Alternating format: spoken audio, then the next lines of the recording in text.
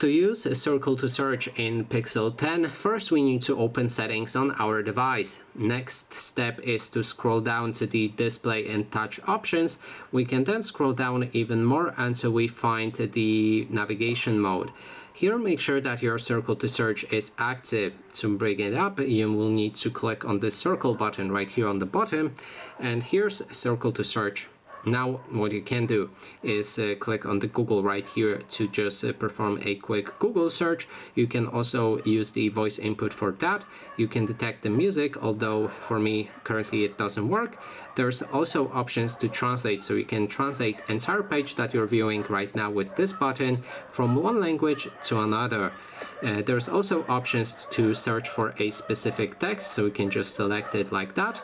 You can also click on the image itself to perform Google image search. And that is basically everything. Thanks so much for watching.